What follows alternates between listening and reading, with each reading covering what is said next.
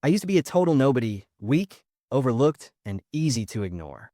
That changed the moment I summoned a wild assassin who loves chopping off enemy heads and tying ribbons around them. Yeah, I unlocked a summoning skill, but not just any summons. I call in powerful humans from other dimensions with insane abilities. From that point on, everything flipped.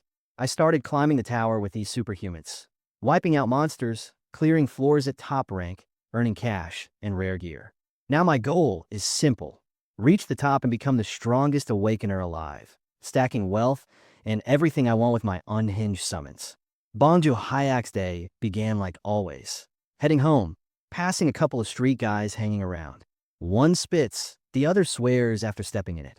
They talk about scamming someone, but Ju Hyak just walks past. His tiny rooftop studio is loud and messy, but it's all he can afford. Dinner? Instant ramen again. That's his routine. He's Bongja Hyak, 25, stuck working 3 part-time jobs. No real career path, buried in debt that keeps him broke no matter how hard he hustles. No special skills, just decent health and a future as dull as his noodles. He even calls himself a beta guy with a totally forgettable life. Then that night, while eating ramen, a status window suddenly appears in front of him saying he's awakened. He nearly burns his tongue in shock. Is this actually happening? People say awakening is a blessing. Play it smart and it beats winning the lottery. But only if you live through it. The tower is ruthless. Monsters tear you apart, burn you, freeze you, poison you, danger everywhere. Ju Hyak has always avoided risk and stayed invisible. Being a nobody is all he's ever known. So awakening now feels like a ridiculous twist of fate. Maybe he's just exhausted and seeing things. Still, he gives it a shot and whispers status window, and damn, it actually opens. All his trait skills are summoning based, designated summon, random summon, normal summon. He doesn't even fully get what summoning really is, but it sounds like a strong trait. Every awakener gets a unique power. Some gain soar mastery, some can grow huge, and others get strange abilities. Summoners usually call spirits, beasts, or golems. So what exactly did he become? He decides to test it. He strikes a goofy anime-style pose, feels embarrassed, and says the skill name out loud. Nothing happens. Then it hits him. Skills don't work outside the tower. Everyone knows that from online posts. He just got too excited and forgot. Suddenly the status window says the summon is activating. He freezes as a purple blur appears near his door, and a man steps out of it. Hold on, that's a real person. This has to be wrong. The guy greets him, and Ju Hyak starts sweating hard. Not only did the summon trigger outside the tower, it's actually human. The man sniffs the air and asks about the ramen, and Ju Hyak offers him some, joking that maybe he summoned a one-bite thief. The summon devours it and complains that it's spicy. Ju Hyak laughs and mocks him. How is that even spicy? But seriously, why did his skill work outside the tower? And has anyone ever summoned a human before? He pulls up his status again. It says he can summon humans with ranks from R to SR to SSR, and even LSSR, just like a game. The summons follow strict rules. First, protect the summoner's life. Second, follow every command. If the two ever clash, protection comes first.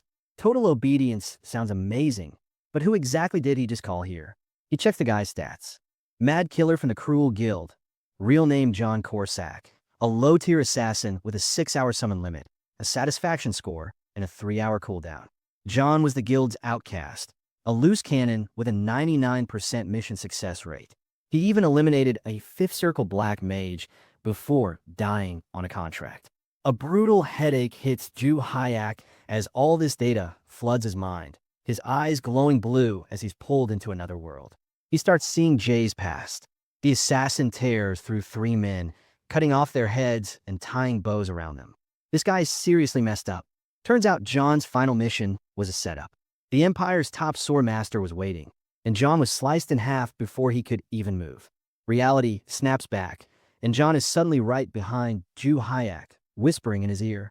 Ju Hyak panics and slams into his monitor. John calmly apologizes and asks if there's anything he should handle. Ju Hyak reminds himself that summons must obey their master completely. So he orders John to clean the ramen mess and wipe the table. John finishes instantly. Maybe the obedience rule is legit. Curious, Ju Hyak tells John to bark like a dog. John immediately runs circles around the room, barking nonstop. This guy is absolutely unhinged. Then heavy pounding hits the door, debt collectors. Ju Hyak forgot today was payment day. He borrowed around 7 grand for his dad's surgery and his siblings' college since no bank would approve him. Private lenders, brutal interest. He's already paid back more than half just in fees. But he had no other option. He'd still make the same choice.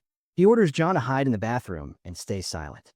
The collectors shove their way in, throwing disgusting jokes about selling organs and even his sibling. Ju Hyak forces himself to stay calm and endure it while they threaten him. And eventually, they leave. John quietly steps out of the bathroom, having kept silent exactly as ordered. Worn out, Ju Hyak wonders if he's really built for the tower. He's always been timid, and even with big money at stake, that part of him hasn't changed. John asks what he should do now. Ju Hyak tells him he's free to go if he wants, but John says he'd rather watch TV. Ju Hyak doesn't know how John even knows about dramas or ramen, but he shrugs. Why not? John starts binge-watching shows, and for once Ju Hyak feels comforted just having someone there.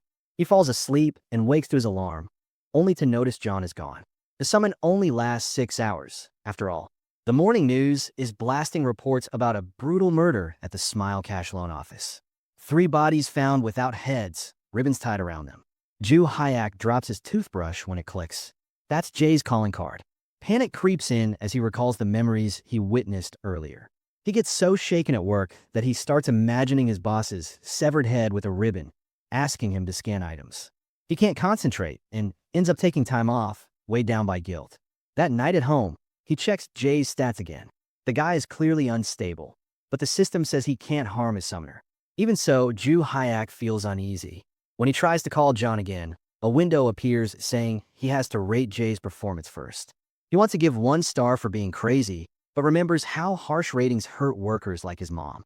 So he gives 3 stars instead. John appears, polite and grateful, thanking him for the score and promising to do better.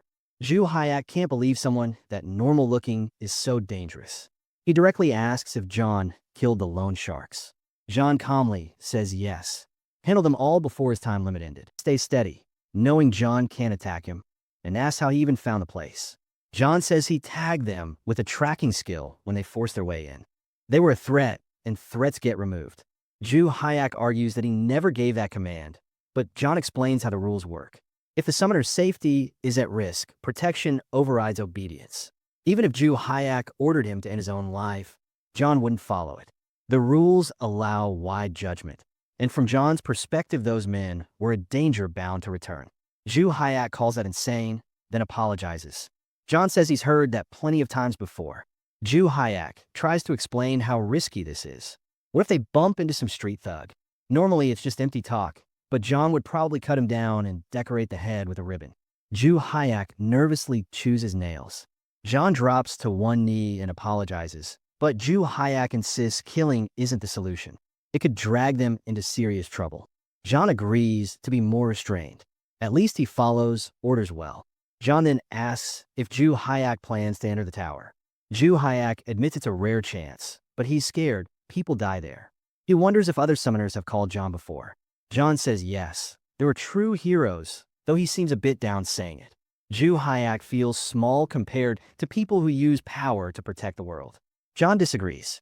He says Ju Hyak is the ideal summoner. Survival comes first, and that matters most.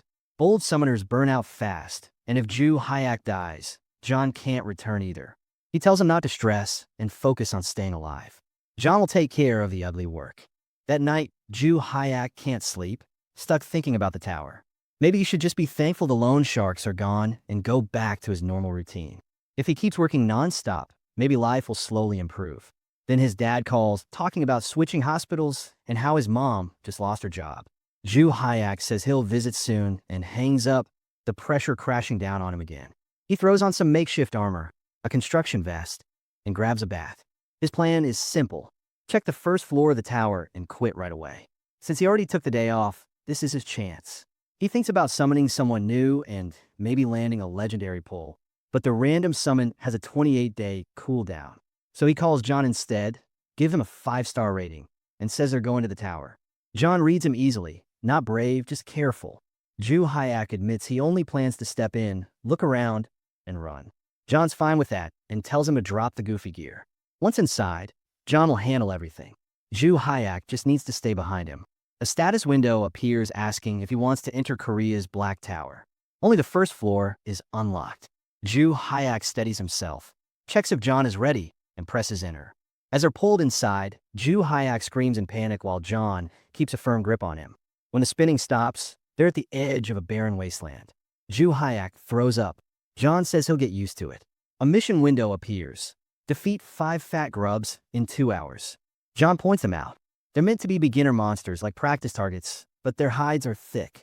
Most newcomers beat one every 30 minutes, but Ju Hyak is a player now too. He decides to try killing the first one himself and borrows one of John's weapons. The moment he steps forward, the grub rises up, and Ju Hyak knows he's messed up.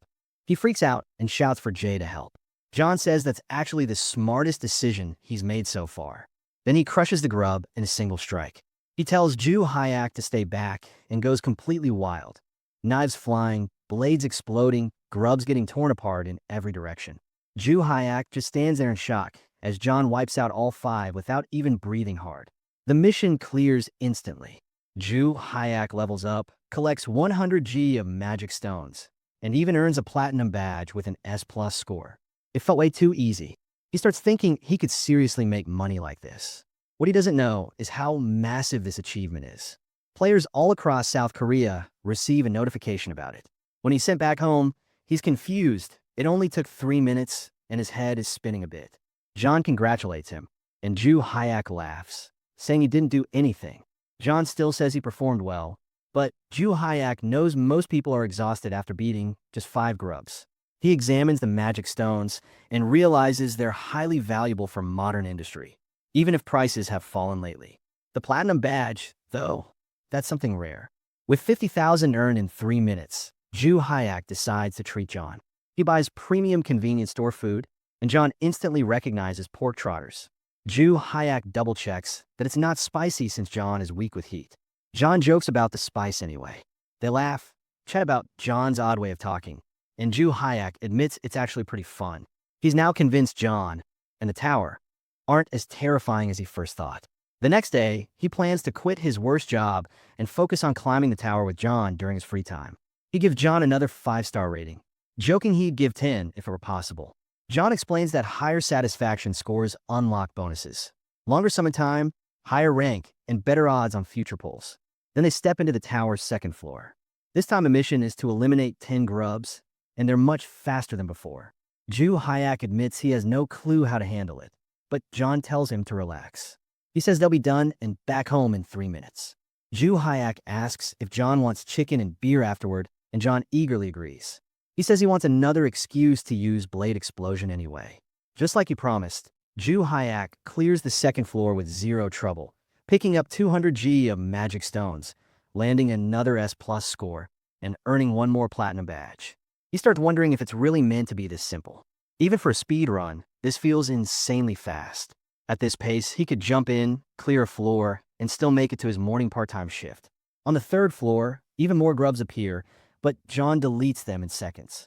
Another 300 G of magic stones, and yet another platinum badge drop into his inventory. The same pattern repeats floor after floor until Ju Hyak clears 5 straight levels. Because he collects 5 platinum badges, he unlocks a special reward. His awakened trait upgrades, allowing him to summon 2 creatures at the same time. That sounds completely broken to him, since even one summon has already been crushing everything. The S+ clear rewards were amazing, but Ju Hyak figured there had to be something even better. Still, chasing that would just make him blast through the tower without breaking a sweat. The random summons still had over 20 days left on cooldown, so he planned for all 3 of them to go together later. Let's be honest, he'd probably just chill while John and whoever else did the real work. For now, tomorrow meant back to the grind with John. Meanwhile, at the Korean Awakened Management Society, everyone was tense. One guy wondered if the next announcement would hit in the morning or late at night. A woman asked if he meant the tower notice, and he jumped, telling her to stop sneaking up. The guy was Joan Gwang-il, and the woman was Lee Mina. She admitted she couldn't help being curious. Gwang-il asked if there were any new updates, and she said yes. Another S+ rank clear, this time on the 6th floor. He pointed out that global Black Tower alerts have been non-stop, each one showing an insane new rank clear. Clearly, it It was just one person tearing through floors with skill nobody had ever seen. If the 7th, 8th, 9th, and 10th floors ended up as +2, no one in the world could touch this player. They were totally misreading the situation. Just then, the agency director, Parku, slammed his desk. He reminded them that Korea's best record so far was only in normal rank. For a higher grade to appear publicly meant international attention could come sniffing around. Someone might even try to capture the player, and Korea could lose him to another country. They had to find this player immediately, monitor all new registrations, and catch him before anyone else did. A few days later, Ju Hyak asked John if they were heading to the 8th floor that day. John said yes, all while doing house chores. Ju Hyak thought clearing a floor a day with 0 effort was pretty sweet. Up to the 10th floor, you ditched the newbie status, and things might get tougher after that, but for now, it was a breeze. As they walked through the forest on the 8th floor, the mission was to take out 10 red thorn frog warriors. One frog leapt at John, tongue snapping, but John just coated his blade with aura and sliced through it, and the other 9 like it was nothing. Another 4 down. Ju Hyak collected 800 G of magic stones, a tower-exclusive healing potion, another S+ rank, and yet another platinum badge. John said, "Good work again," but Ju Hyak told him he didn't need to keep saying that since John was doing all the work. John replied that entering the tower was the hardest part, and Ju Hyak admitted that thanks to John, climbing had always been easy. John warned him not to get too comfortable. Things would get rougher after the 10th floor. After another 3-minute clear, Ju Hyak thought about getting John a gift for all his effort. There was still plenty of real-world time left, so he told John to go out, have fun, and eat something good. Just don't get into trouble. John refused, saying he couldn't leave Ju Hyak's side, so he just watched TV at home. Ju Hyak asked if John wanted to order some chicken, and John said that sounded perfect. Ju Hyak immediately started calling for delivery, joking that John had basically turned into a chicken. He checked his rewards, thought about giving John a healing potion, but was stumped about what to do with all the magic stones piling up in his inventory.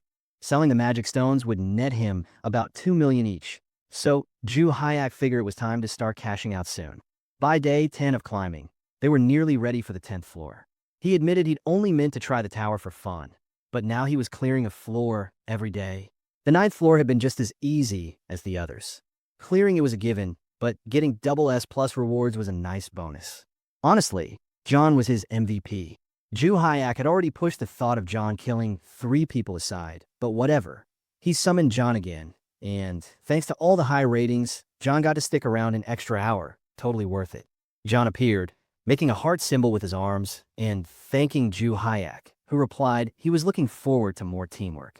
On the 10th floor, Ju Hyak noticed his physical abilities had been boosted to match his level traits, and combat skills had been added.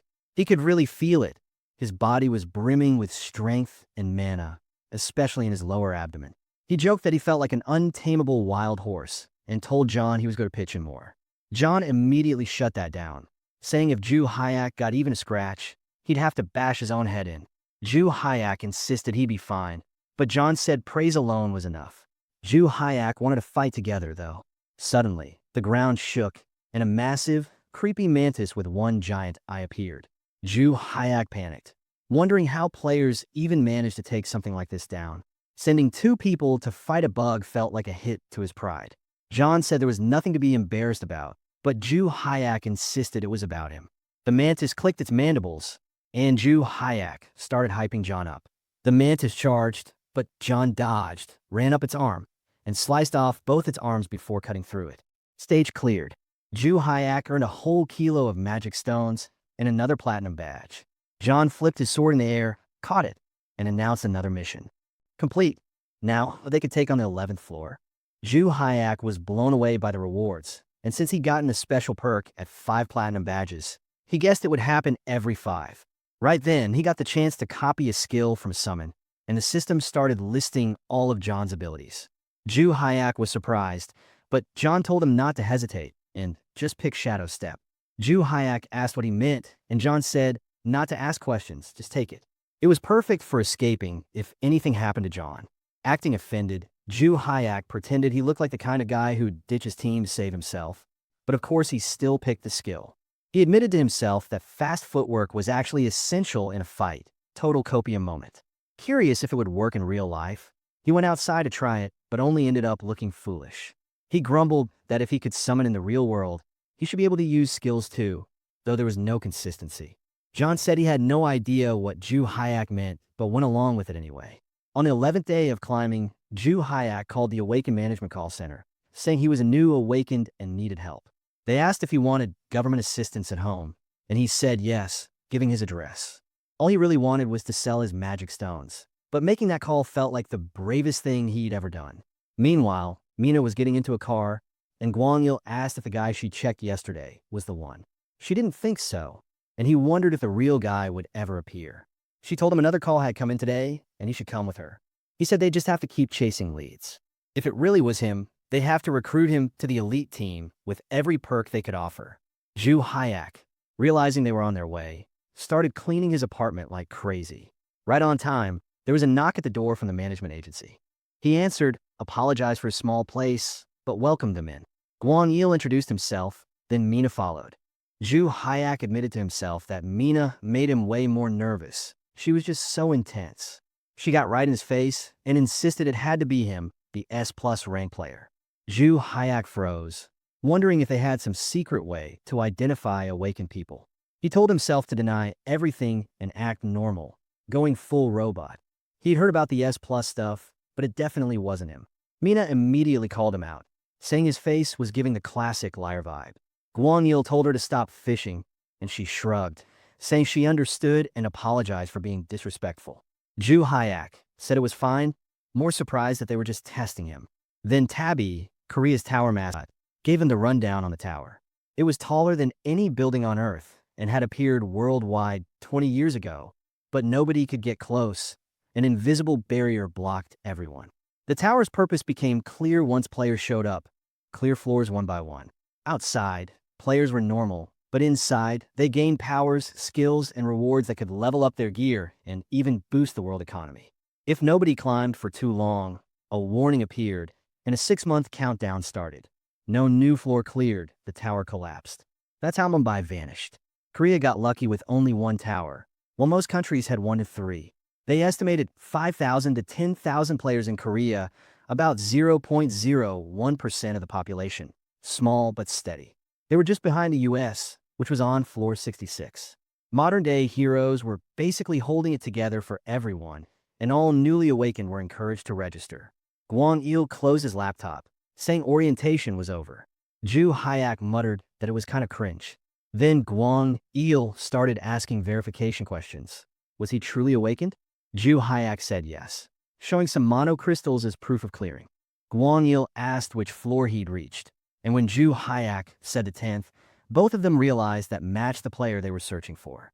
Mina asked if he'd heard about the global announcement. Ju Hayak played it cool, saying he had, and that whoever did it was incredible, though he sounded totally robotic. Guangyil told him not to be nervous, but Ju Hayak's teeth started chattering anyway.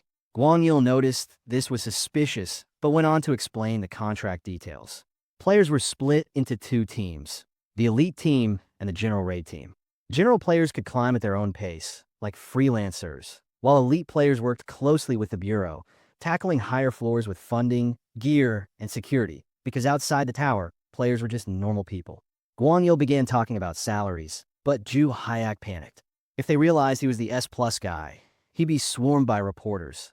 He hated being the center of attention. Guangyil mentioned that elite members had to wear body cams, but Ju Hayak cut him off, insisting he'd stick with the general team. Guangyil was surprised, but Ju Hayak made it clear. No spotlight, just chill on safe floors and take a share of the loot. Guangyil said to think it over, but Ju Hayak's mind was made up.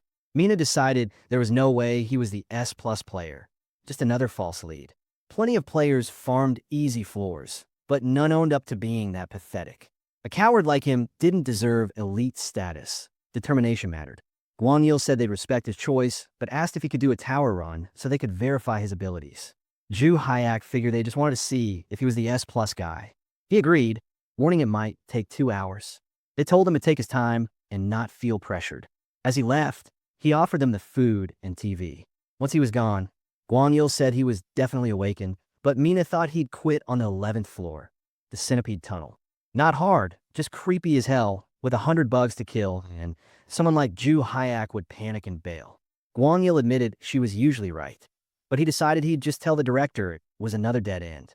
Back in the tower, Ju Hyak summoned John, who thanked him as usual.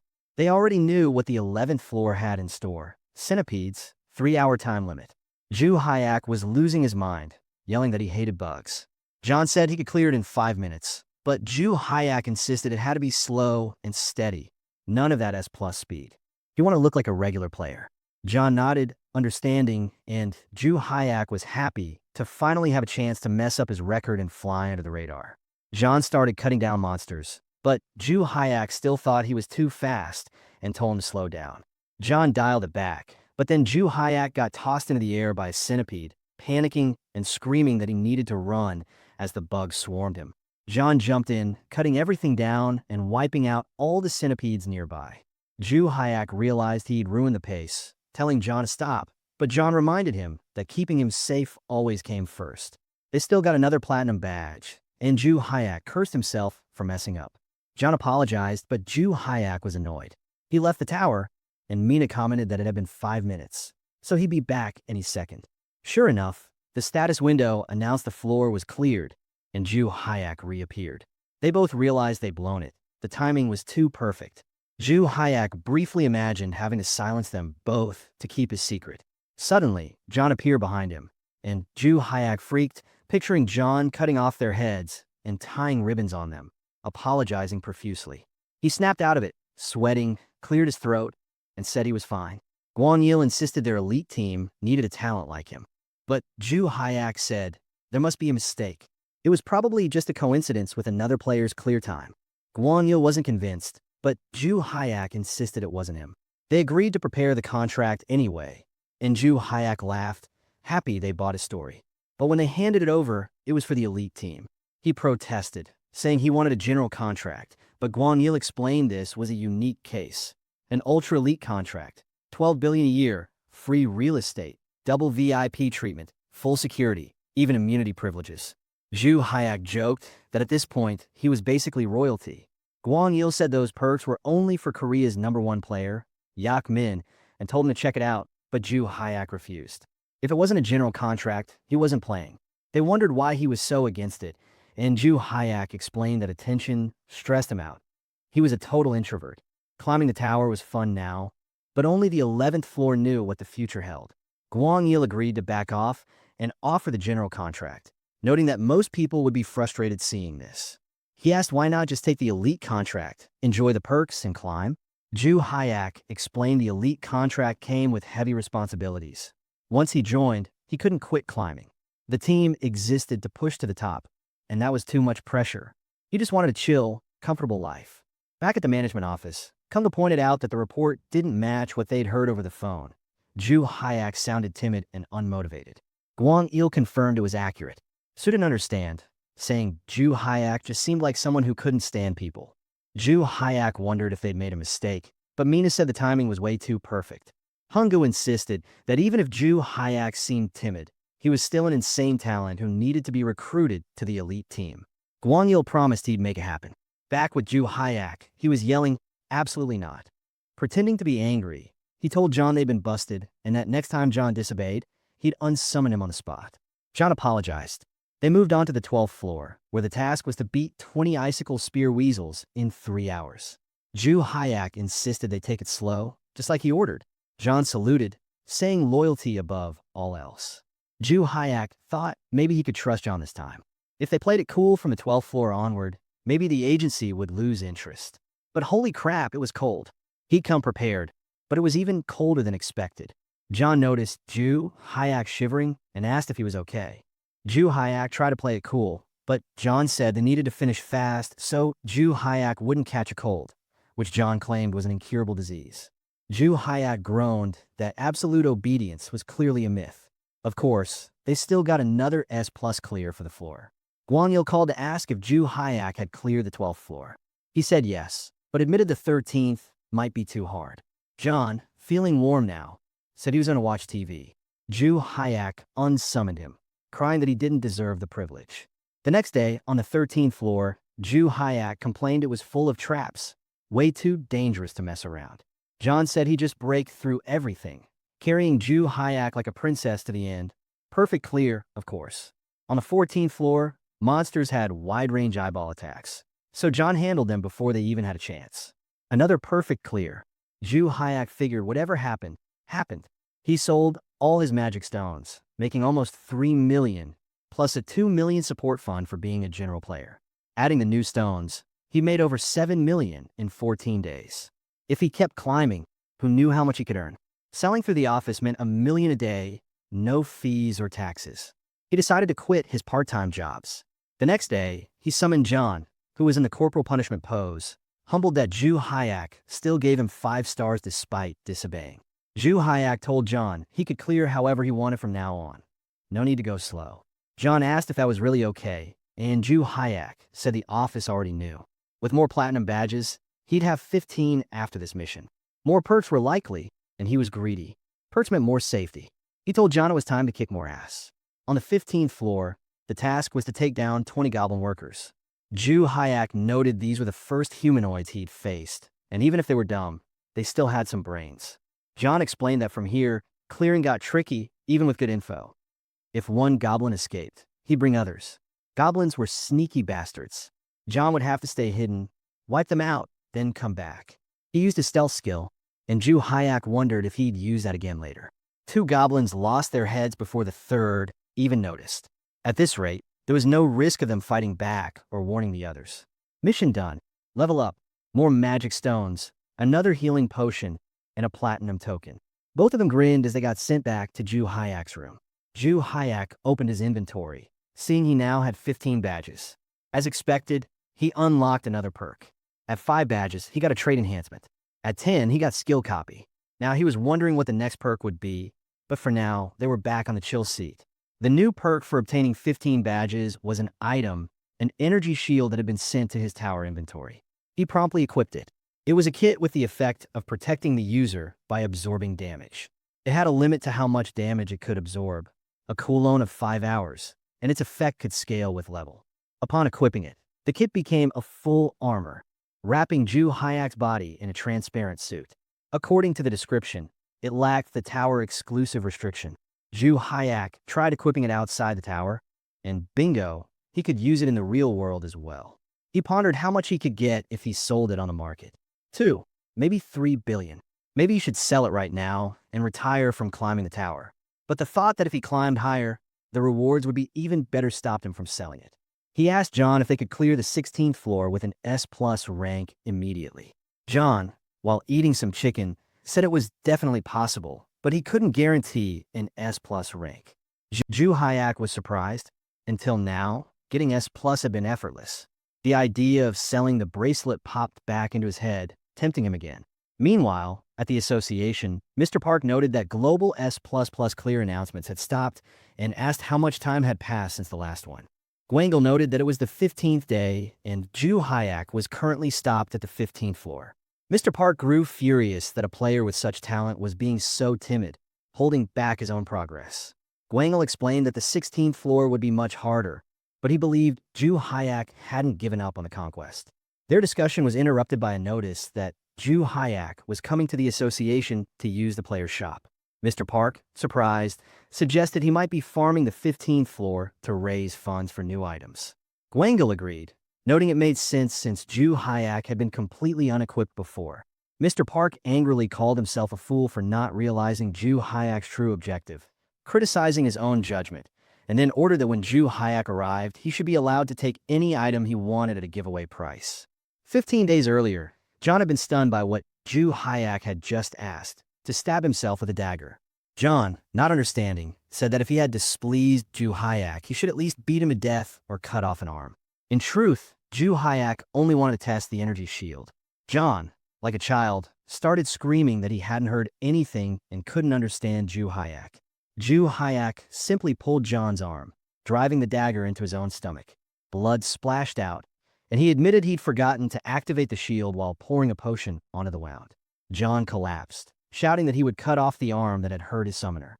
He screamed at Ju Hyak that he must never do that again. Ju Hyak agreed calmly and told John to continue hunting. John then tore through one goblin after another, killing all of them in under 10 minutes.